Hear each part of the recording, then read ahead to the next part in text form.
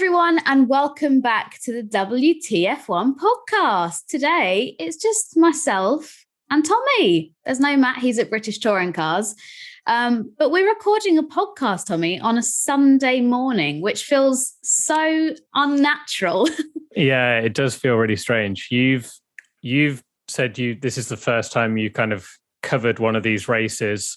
And equally for me, last year, we had a lot of European rounds, and even the rounds in like Bahrain were still at a reasonable time for us. I can hear every Australian person ranting at us now saying, "Oh, boo-hoo, you've got to watch a race at 10 p.m. Well, I get up at 3 a.m. Totally understand that. It is just very unusual that it feels like a very long time since we had a race and a qualifying and all these sessions not at our normal kind of lunchtime. So yeah, we thought we'd do a little early morning pod for us, and then people can listen to it before the race. Exactly. Like you say, with coronavirus, we've had such a European central calendar since 2020, so that now we've actually expanded and gone elsewhere. Like you say, it's strange to have such late qualifyings, but nevertheless, it was a great qualifying. It was worth staying up for us Absolutely. Guys in Europe, because Max Verstappen, he put it on pole, which I'm going to be honest, I don't know about you, Tommy, but I wasn't expecting that. I thought, COTA, this is a Mercedes track. Mercedes have put it on pole here every single year in the hybrid era. I was like, this is easily a Lewis Hamilton pole or Valtteri Bottas pole. But Max Verstappen was like, not today. Yes, I was very surprised. I think all of us in our prediction, I decided to be different and put Bottas pole, but we all said Mercedes would be pole in our predictions. And I think a lot of people thought the same thing. And then after Q1, it was like, The thing is with Mercedes, even when they're 2 tenths off, just because they've been so dominant for so many years and that they've been so good, you just never believe it, do you? And even when they're 2 tenths off in Q1, it's like, they've not turned their engine up yet, or the sandbagging, and they're going to blitz it in the final session. And Hamilton pulled an amazing lap out to take it off Perez, but then Max bettered him again. But yeah, it was a big surprise to see Max get pole, because, like you say, COTA, I think everyone would have put this down as a Mercedes Hamilton pole and win, but we shall see. Yeah, we'll talk a little bit about Perez later. My heart is still in pieces because I really thought that could be the time. But yeah, Checo, I mean, he was quickest in FP2 and FP3 this weekend. So I think a lot of people were like, maybe that's not quite representative of what we're going to see in quali. But Red Bulls did prove to be mega quick. So let's go on to a question from Team WTF1 member flying_Dutchman111. They said, do you think there will be another collision with the 2 title rivals, a couple of high-speed tight tracks to come, and no inch will be given? Well, of course, as you said, Max Verstappen's on pole. Lewis Hamilton is lining up alongside him in P2. I think, like, I was seeing team accounts tweeting about getting the popcorn ready for today. It's going to be interesting. Let's just say that. Do you think the guys are going to come together, or do you think they'll keep it clean? I really hope they don't, because I want to see some wheel-to-wheel racing, and I want them both in the race. I know for the whole drama of the championship, and Sky Sports and Netflix and whoever are going to have an absolute field day if they do collide and take each other out of turn one, because they can play that clip along with all the others in the highlights reel for years and years. But I want to see them two battling out on track and actually having a battle. My concern is, I'm in the same camp as a lot of people. It just seems like this title is so close, and we've seen now that no one wants to give an inch after Silverstone and Monza, that it's almost impossible that they can race each other. It just seems like it's so difficult for them to actually have a battle, because as soon as they're together on track and going wheel to wheel, you just think, well, especially turn one at COTA, right? I saw a lot of people saying, I think it was Hamilton pushed Rosberg wide, didn't he, one year, and ran him out wide. Hamilton does that again. Max Verstappen is probably the kind of driver that's going to not really take it. So again, that's a collision. It's just one of those things. I really hope it doesn't happen, but they're two drivers that aren't going to want to get. I mean, look what we saw in practice. Yeah, they're doing it in FP2, or was it with FP2 or FP1? Yeah, FP2, I think. Yeah, and Max giving Hamilton the bird, which and that's not even the race yet. So when it gets to the race, I don't know. What do you reckon? I have a bad feeling about it, because every time we've seen them on track, like at the start of the season, obviously we had incidences where Hamilton and Max were switching for position, and yes, it was close, but they never actually came together. And in Silverstone, before the crash, the changing of position and fighting for position was some of the best Formula One racing I have seen in years. It was amazing, like heart and mouth, and then obviously wheels touched, Max went off.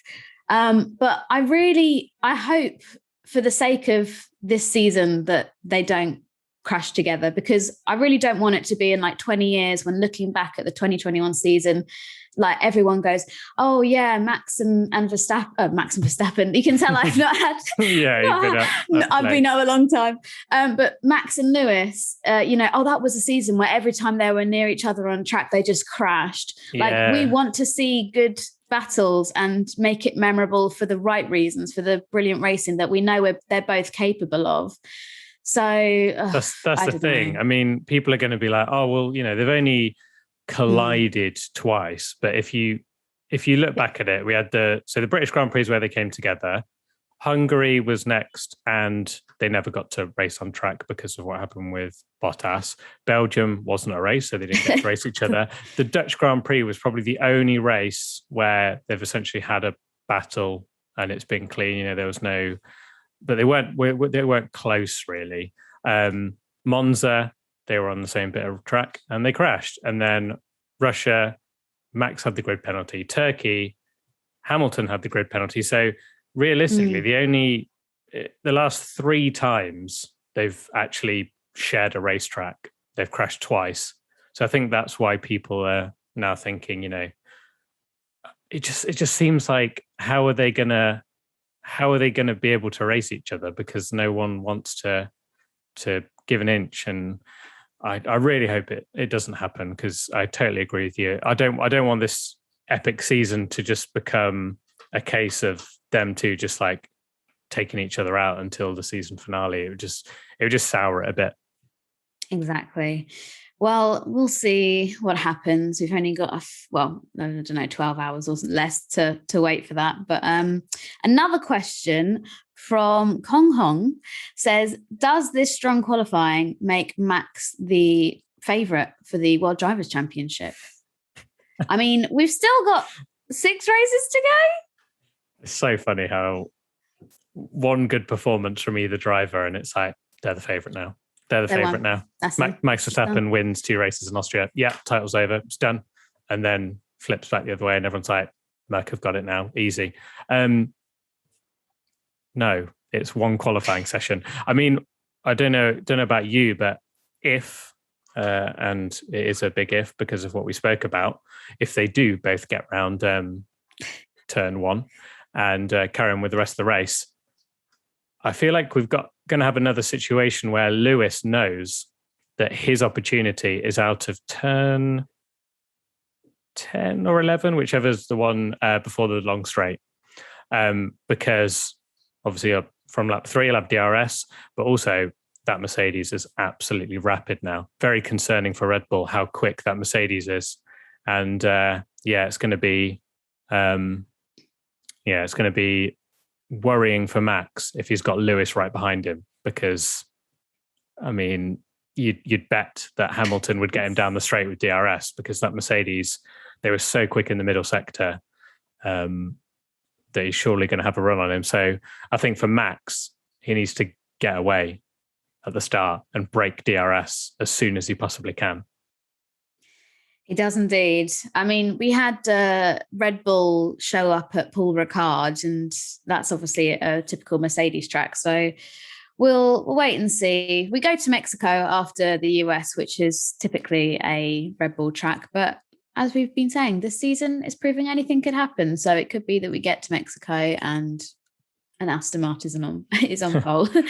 But it does. The form has changed, hasn't it, between Red Bull and Mercedes? It's almost like that's gone out the window of what is a Red Bull and what's a Mercedes track. Because I mean, you saw it here. Max puts on pole 2/10 on a track where it's been nothing but Mercedes every single year.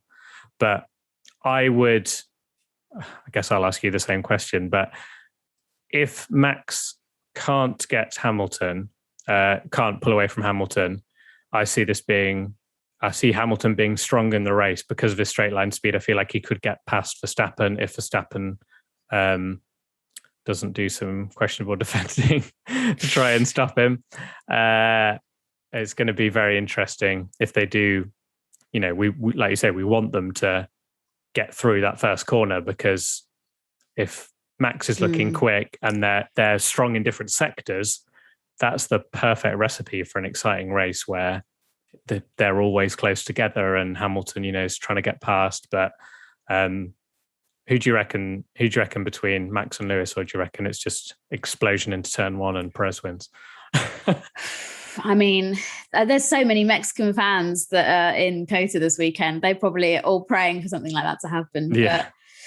But, I don't know. I mean, like I said, coming into this weekend, I had a gut feeling that this would be Lewis Hamilton's playground almost, and that he would be the one to take what I thought would be quite an easy win.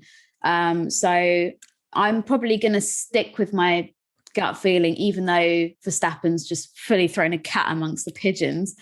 But yeah, it all depends on that turn one, and I really hope, like, we'll obviously do the post-race podcast tomorrow, but I'm praying that it's a clean start. And it's going to be now, isn't it? Just a really boring clean start, and everyone's like, oh yeah, okay.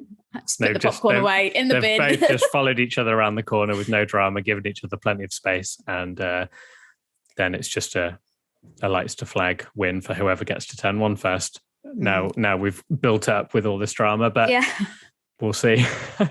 I think they said that the winner of the USGP, especially in COTA, has always come from the front row of the grid. So yeah, every year, every single year. So no pressure, guys. Yeah, don't crash. We interrupt this WTF1 podcast for a very quick chat about our sponsor for this episode, Manscaped. Attention listeners across the galaxy, all the way from Australia to Houston. Do we have a pube problem? If so, our friends at Manscaped have cleared you for takeoff with their 4th generation and brand new Lawnmower 4.0. If you're ready for an out-of-world experience, look no further than the Performance Package 4.0 from Manscaped that has just taken off in not only the USA, but Canada, the UK, across Europe, Australia, South Africa, and Singapore. Inside this package, you'll find their Lawnmower 4.0 trimmer, Weed Whacker ear and nose hair trimmer, Crop Preserver ball deodorant, Crop Reviver toner, performance boxer briefs, and a travel bag to hold your whole solar system. So what are you waiting for? You can get 20% off plus free shipping with the code WTF1 at manscaped.com. That's 20% off plus free shipping with the code WTF1 at manscaped.com. Trust me, your body will thank you. Right, let's get back to the podcast. Right, well, let's talk about somebody who would benefit if the two did crash, and that's Sergio Perez. Gold star for my segue there. At Rush, and I'm really sorry if I can't read these usernames, at Rush Razdan 20. That's my guess anyway. Much. Yeah, I'll let you take that one. They ask, how has Perez suddenly become so comfortable with the car recently? Any reasons as to why that could be?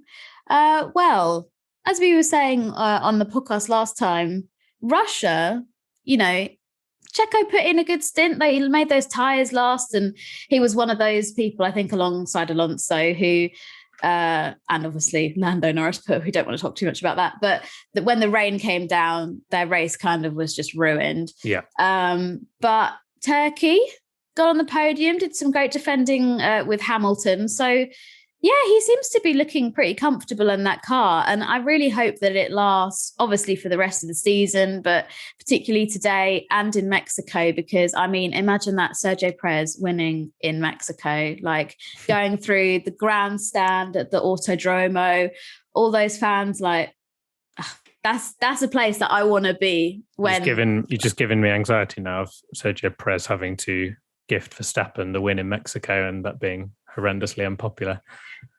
Oh God! Well, didn't even think about that scenario. We were talking about this on the watch along last night, and I was saying, I mean, obviously, there's a world championship on the line, and Red Bull are going to want Verstappen to win the championship rather than probably Perez win in Mexico. But obviously, with Checo joining the team, there's a lot of Mexican sponsors on that team, on that car now as well, and it could be like a Red Bull 1-2, and if Checo can get the win, then obviously that'll be an amazing day for Red Bull in Mexico. There's no way Christian Horner's letting that happen, though. I mean, they literally pulled him. They literally pulled him into the pits in Silverstone when he was 7th or 8th or whatever he was, and would have got P8 just to take a fastest lap point off Hamilton. I mean, that says everything you need to know what Red Bull are going to do with their tail. I'm sorry to crush your dreams. Stop crushing my dreams. But for Perez to win in Mexico, it's going to have to be Max's is third behind Hamilton or something like that. A DNF to happen, or a DNF. But I heard, I'm sure it was Crofty's or maybe it was Jenson Button saying that Perez has now sort of stopped using Max Verstappen's setup so much and being so reliant on Max's setup and kind of going with something he's more comfortable with.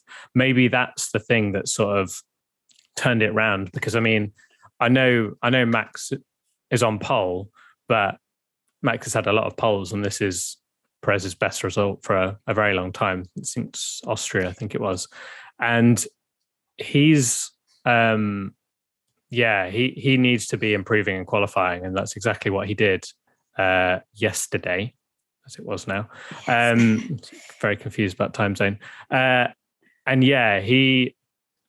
If he's now sort of got the car to the way he likes it, and it's not a case of, oh, Max Verstappen's winning, just copy what Max is doing, but then whether you believe the myths or not that the Red Bull is, set up towards Max, and which I think we can agree they're definitely going to be setting up towards Max because they want him to win the title, whether that's almost an impossible car to drive with Max's setup and all this, maybe that's the way to do it, and that's the way that Perez is going to improve. And if that is the case, what a time for him to do it, because Red Bull really need him now. I think Christian Horner said, didn't he, that this is the first time in a long time where it's been 2 against 1, where they've had it 2 against 1, because I think they've been feeling a lot recently that it's been Max up against the 2 Mercedes on his own.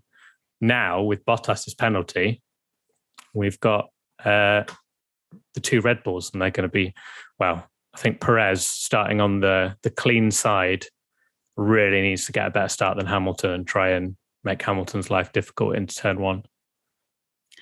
This is so exciting. I know, it's tense, literally, isn't it? 8 p.m. tonight cannot come soon enough. Yeah. Well, let's talk about track limits, because that was also something that was very popular over qualifying and FP3. And to be honest, just the whole weekend, just track limits every weekend. At Motti BCN said, hi, hello. Why do race officials only monitor track limits on specific corners? Which is a valid point, because I know yesterday after qualifying, Team Hamilton was sharing screenshots of Max Verstappen going over white lines at one corner, and then Team Verstappen was sharing screenshots back of Hamilton doing exactly the same thing. So glad you said that. I was going to mention the very same thing. It's hilarious, isn't it? It is amusing, because, like you say, there's just both drivers are doing it, and they're just clashing on social media. But I suppose it is difficult and strange to understand for maybe new fans of the sport, because you just think white line is the track limits. That seems a fairly simple thing to just enforce. But Tommy, what are your thoughts on this question? I know we joke about the FIA's being a bit incompetent sometimes, but really, yeah, especially certain people.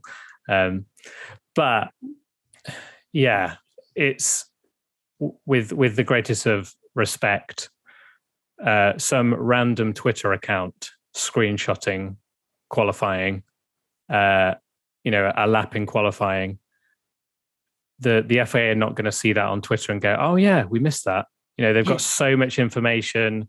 They can see every single lap. They'll have monitored every single lap because they know exactly how controversial it is. I mean, Max and Lewis got their lap times deleted in FP3, didn't they? Their best lap times. And yeah, it's not something. I did see both screenshots because the first one I saw was Hamilton. People replying with loads of Hamilton screenshots going, Hamilton's going to lose his second place here. Look at this. His wheel's slightly off the track. And then when I asked for the questions today, there was someone replying with Max Verstappen screenshots in exactly the same place, exactly the same corner, looks exactly the same line, going, why hasn't Max lost his pole? So they both do it, and clearly that means it's allowed. The thing is, it is annoying with track limits because I get as annoyed as anyone that it should just be a case of the white line, you go off. But as we've heard in the past, it's not quite as simple as that when you're driving a car at 200 miles an hour and pushing everything, because sometimes you do generally just make a mistake or run wide and you don't gain time. And that's the limit that the FIA need to find. So the reason they monitor certain corners is because, you can get a huge advantage because the final corner, the penultimate corner, if you obviously run really wide there, you could essentially take it flat out and then carry on and do it again. I can't remember what race. I'm sure everyone will know. But there was a race fairly recently. I can't remember. It might have been IndyCar actually. And they did no track limits. So they just said you can do what you want. Wow. So they actually ran wide at that corner because obviously you can take so much more entry and then you get a quicker run onto the main straight, because they were so sick of policing it. Just said, well, just do it. It's fine. Somebody's just taken a shortcut and be like, no track limits. Yeah. And that was one of the things where I watched it, and once it's in your head and it's like, that's allowed for everyone, then it's fine. But I appreciate a lot of people maybe watching, and especially the old school bring back gravel people will be watching that going, that's ridiculous. It's making it absolutely farcical. I totally understand that as well. But yeah, it's all about only monitoring the track limits on specific corners because they're the ones that they can gain an advantage on. And that's the one that, could essentially decide between pole or not. Yeah, I think the one thing that annoys me slightly about all of this, aside from maybe the actual whole point of track limits, is so this weekend came into COTA, track limits, turn 9 exit and turn 19 exit. And that was track limits. And then the race director, Michael Massey, put out more notes. I think it might have been Saturday morning, and said, we're actually going to be monitoring turn 6 at the apex as well. And it just seems, and we've had this so many times, almost like every race where we rock up and it's like, okay, X, Y, and Z, you have to keep with track limits. And then they also add in also ABC, like halfway through the weekend. And it's like, do you not have data? I get it if we've come to a brand new track and we've never raced there before. Completely understand that you're not going to understand the characteristics of the cars and, where they're going to maybe go off or whatever and try and get an advantage at the turns. But for somewhere like COTA, you must know that certain turns, drivers will try and take an advantage on. I don't understand why it suddenly just midway through the weekend they're like, we should probably monitor that. It's it's me. I don't understand it. But anyway, there's a lot of things I don't understand about the FIA and their way of policing things. But let's save that rant for another time. Yeah, we can't do if you get on an FIA rant, we'll miss the race. We will. We'll miss the start, turn 1, all of it.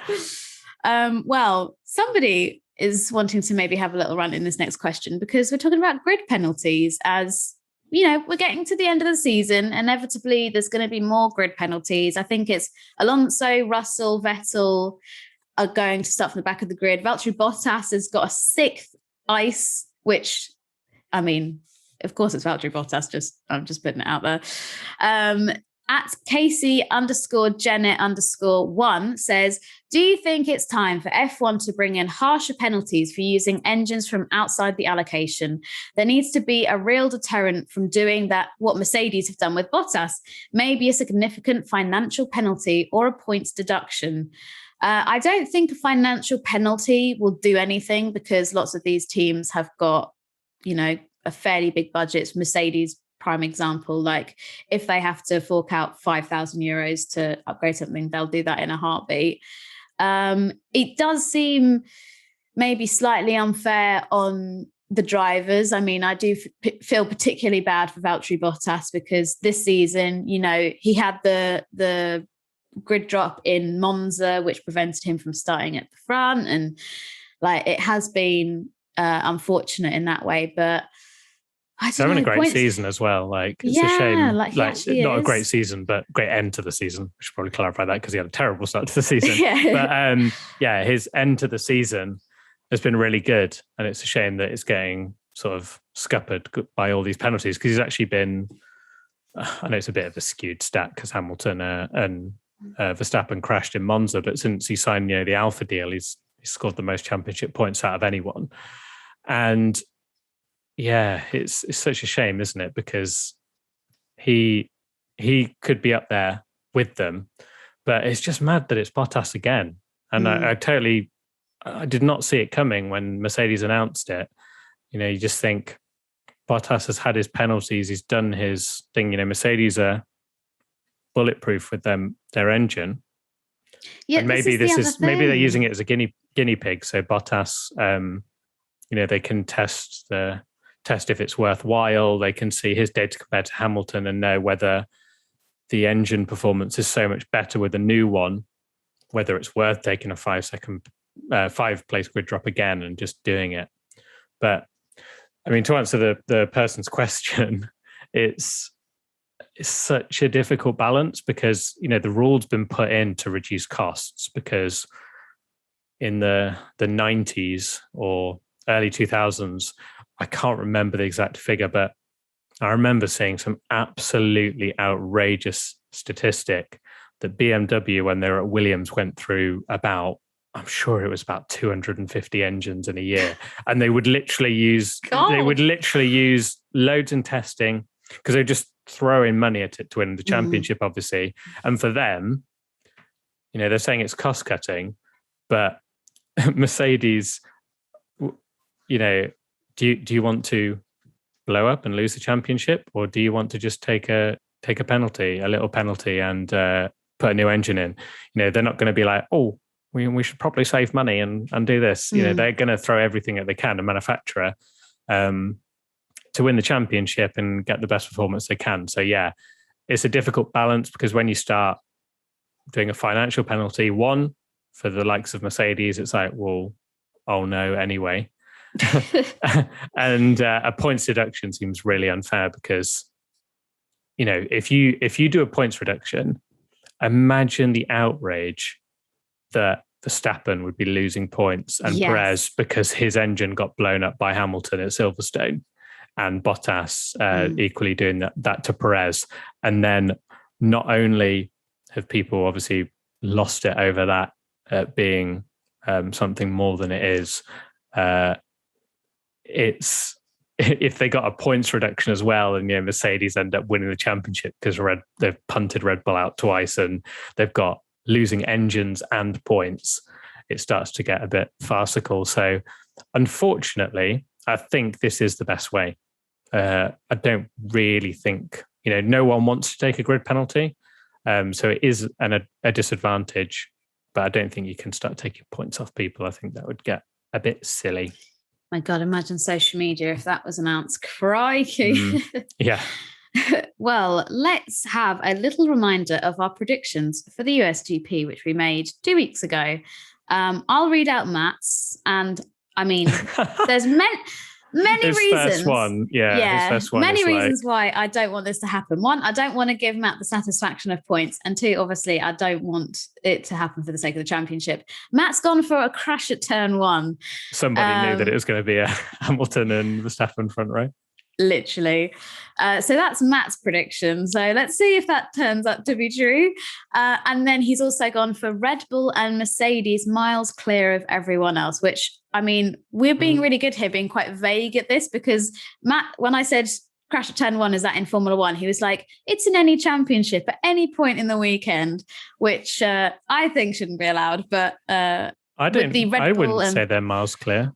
I don't know. I'm sure we'll be arguing that one. Because he might say, "Oh, I meant in the race." If like Hamilton and Verstappen just fly away, and I think for that they need to pretty much lap like fourth, don't they? Sorry, fifth. Yeah. If Bottas makes his way through.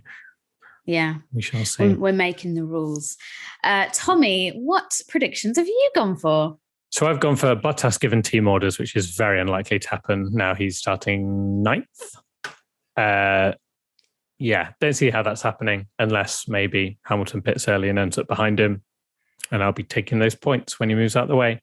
And then Leclerc top 5 finish, which is looking pretty decent at the moment because Ferrari look good and Leclerc put an amazing quali in, and he's starting on a good tyre, unlike his teammate, which I'm very concerned about. Sainz is going to plummet in the race, which I think he did as well, didn't he? Afterwards. Yeah, no, it's an interesting tyre choice that, but hey, Ferrari strategy. What even is a Ferrari strategy? A master plan. Exactly. I've gone for a mechanical failure for one of the championship contenders, which I don't know. It's not looking too will Hamilton or Verstappen's engine brake into turn 1 before they collide? Let's find out. Get the point before Matt. And I also went for Ricciardo finishes ahead of Norris, which technically he did finish ahead of Norris in qualifying yesterday. You were very vague. I was very vague. I've done well. So there we go. The fans at Kendrick _, said Latifi out qualifies Russell. I'm afraid already that's not happening. At F1 Tidja, McLaren double DNF, which if that happens, I won't be very happy. Maybe they're the ones colliding into turn 1. Oh, don't you start these speculations. And there's it. Clipped it, yeah. And at Mega VS Primus said Mick to score points, which would be impressive. From he started 16th, yeah. Latifi's up in 14th, by the way. Fair play. Oh. I know there's grid penalties and stuff, but decent. Go in 14th. Right. Well, I think we should probably round that up here because otherwise we're going to end up talking and the race will have started and all this kind of stuff. But thank you very much, Tommy, for joining me on this Sunday morning podcast. Still doesn't feel quite right, but I know, it's bizarre, isn't it? Yeah. I'm going to ask if you have any final thoughts. You can't do that to me. This is our chance to get away with it without that. My final thoughts is please no collision because I really don't want this title to go sour. I'm not going to pretend I didn't love the drama of it to a point, of having the odd on-track controversy. But now I just want to see Verstappen and Hamilton racing hard but fair, going for the title rather than it just being a crash every week. So fingers crossed. We want to see them doing what they do best. And my final thoughts is thank you for matching your jumper to my chair and cushions. The colour matching is on point. I know, it's a tribute to you being the host today. That was definitely what I thought when I woke up. I was like, oh, let's match Katie's cushions. Well, thank you very much. I hope that all of you listening and watching enjoyed this little pre-race pod, and we will see you tomorrow for the traditional post-race podcast. Get a little beer. And don't forget, if you are a Team WTF1 member, you can watch that live. All the information on how to join Team WTF1 will be in the description box below. And see. I've got one more final thought. Oh, okay. Well done, Katie, because you're a fantastic host, and it was 3 a.m. when you went to bed last night doing all the stuff. So to get up and I would not be awake if I'd have gone to bed at 3 a.m. I would not even be able to get my words out. So well done. Pat on the back, and also done it without any tea because I've run out of milk. So I'm literally just running. That's even more extreme for you. I know. How are you even functioning? It's one of life's biggest mysteries. Right. Anyway. Thank you very much and see you soon. Bye. Bye.